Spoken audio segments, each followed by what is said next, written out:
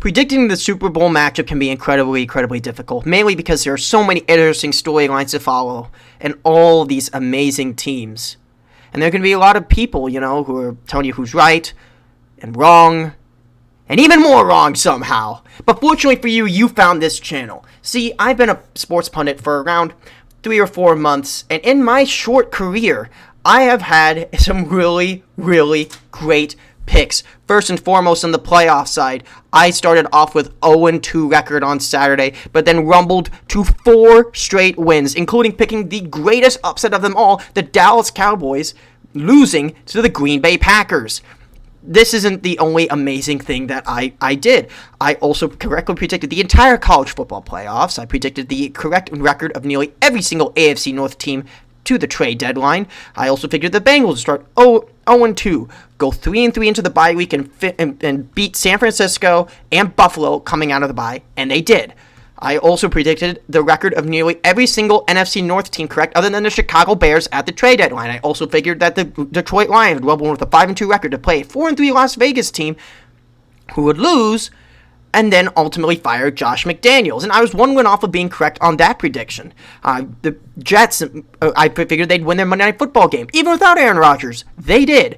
I figured Buffalo would start with a 5-3 record. They did. I figured the Buffalo would go get a running back at the trade deadline. They added Leonard Fournette. That's something.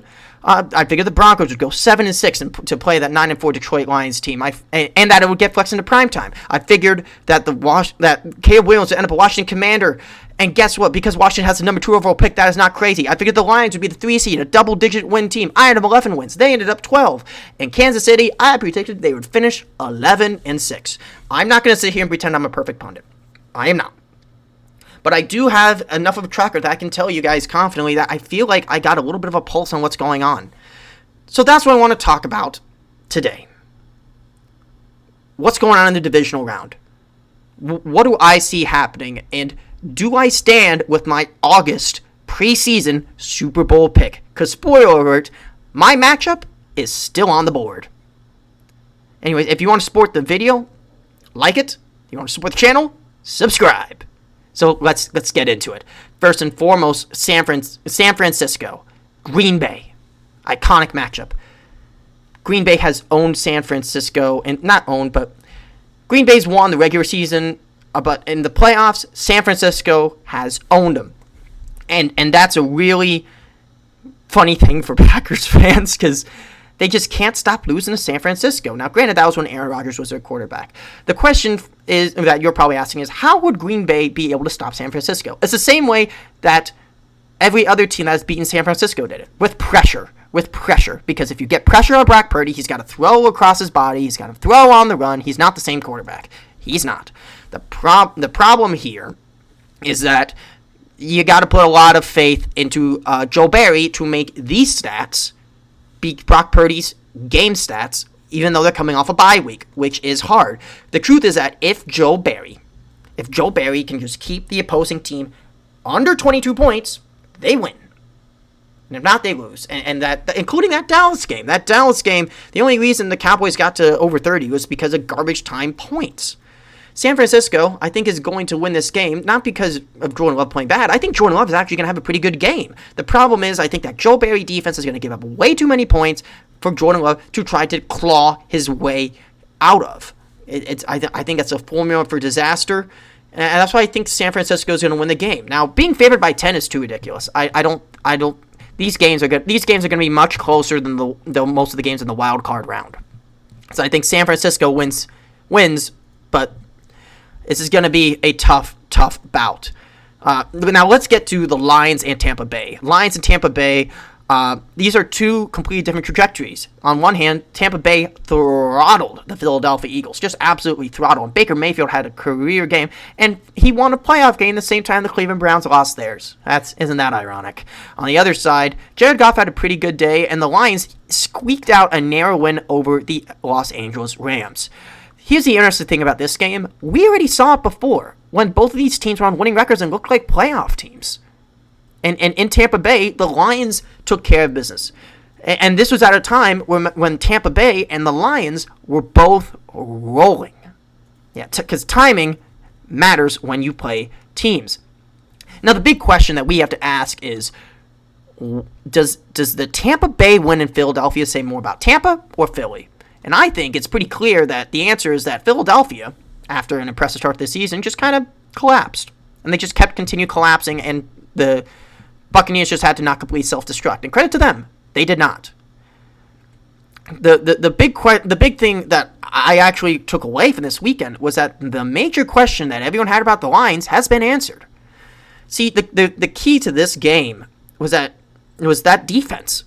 They gave up a lot of passing yards, but when it mattered most, they got red zone stops, which is great. So shout out to Aaron Glenn, who's got a lot of, criticism because of the rough defense overall throughout the season. But he did a good job in the red zone. And the other thing that we need to talk about when it comes to the Lions is the crowd. The crowd played a huge role in that Rams game because it forced the Rams to burn 2 different timeouts to keep drives going. And that made the end of the game, when the Lions offense wasn't clicking, and they only needed a couple first downs. They didn't need the moon because of the crowd. Detroit's going to be rocking. It was an electric atmosphere for their first playoff win, and now that they had a taste of success, the crowd's going to be even crazier. So I think that home field advantage is going to be huge for Detroit, which is why I think that they're going to beat Tampa Bay and find themselves in the conference championship. Now, for the Ravens and the Texans, this matchup is another one we already saw before. And C.J. Stroud, in his first start, arguably outplayed Lamar Jackson. Fun fact, this was actually an upset that I thought could happen because I thought that Houston would be better than people gave him credit for. I didn't think they would be one of the worst teams in the league. And I figured that, hey, there were a lot of similarities between Houston this year and then the Bears last year. Ohio State quarterback, new defensive coach, against an offense with a lot of bit of moving parts and some question marks. For San Francisco, it was quarterback, and for Ravens, it was the offensive coordinator. Obviously, that didn't happen. But as in a similar route to Tampa Bay, I think this win over the Cleveland Browns says a lot more about the Browns' dysfunction at the quarterback position than it does about Houston, because it was 2 pick sixes that sealed the game. This wasn't a case where it was the Houston Texans defense or their offense just completely outclassing the Browns. It was competitive until Joe Flacco self-destructed. And the problem for Houston is that they are built to win by shootout. That's the only way. Their defense has struggled. Where Tampa Bay, the Bengals, the Colts. I mean, you pick a game. It's up to C.J. Stroud to put a Superman cape on and save the day. The big problem, though, for Houston is their play style. Because they're a lot like one particular team. They have a quarterback who's a traditional pocket passer. He sits back, and he slices and dices, slinging the ball to his wide receivers. He's got enough mobility to keep you honest, but not enough to rumble through people like Josh Allen or Lamar. Does that team sound familiar to you? It's a team that the Ravens play every single year for the past 3 years. And that's the Bengals under Joe Burrow.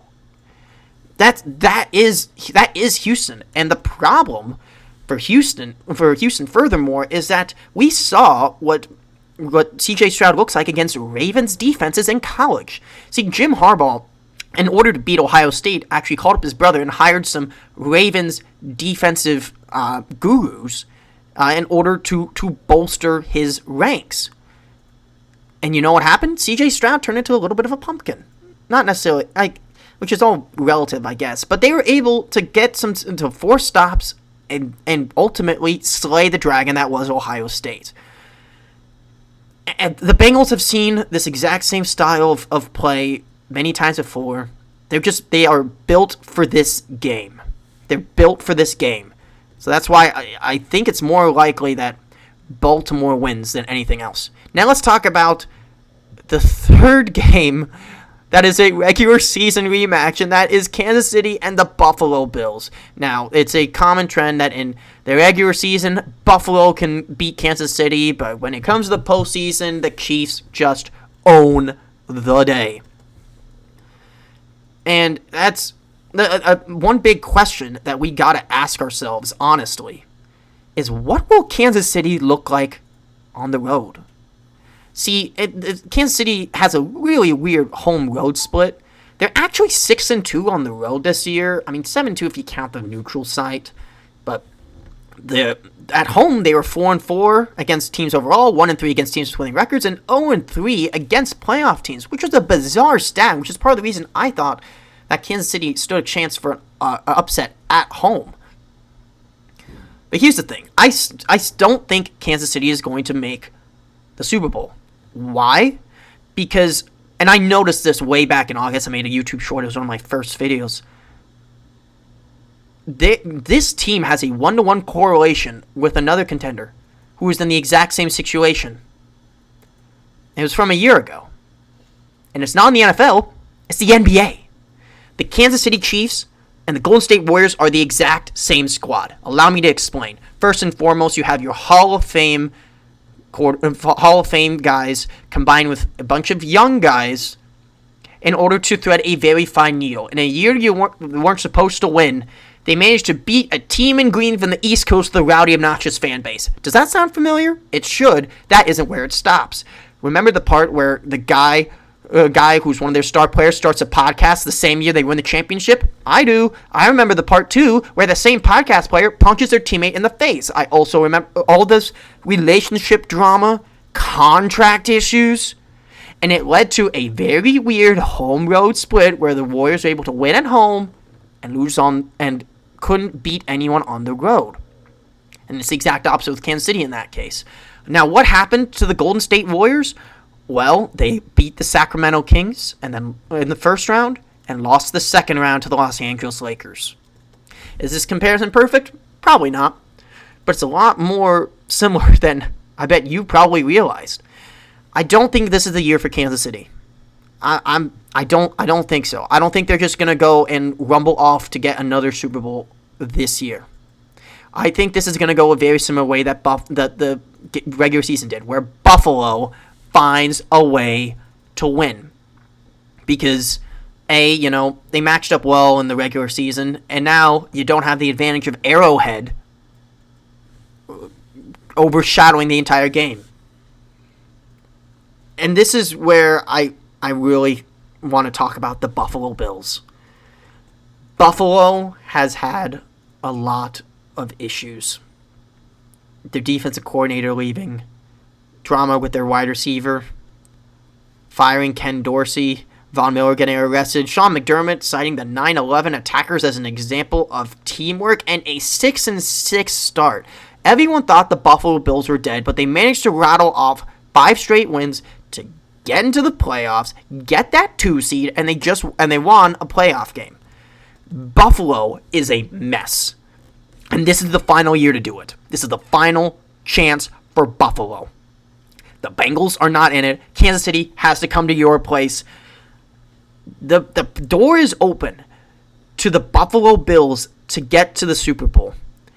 And ironically enough, it's all at a time where all the drama in the locker room feels exactly like the bickering Bills way back in the day. And in that toxic environment, I still think that Buffalo will be able to pull it together just enough to win that game.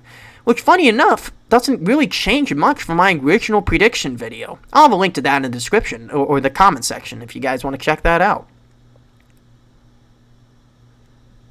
Now, I told you to start the video that my Super Bowl pick was still on the board.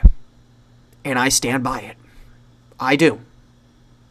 See, in August, I kind of noticed this interesting trend.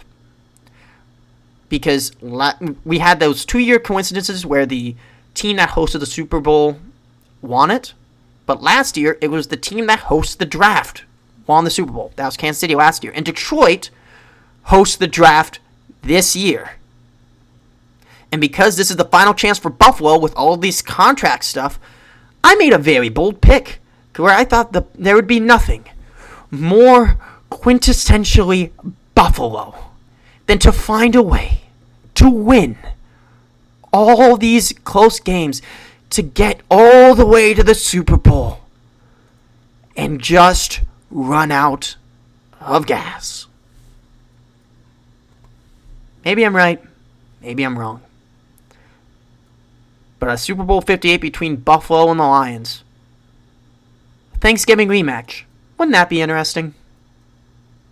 Thank you guys for watching the video. Make sure you like it and subscribe if you are new. Thanks for watching. Stay in the North.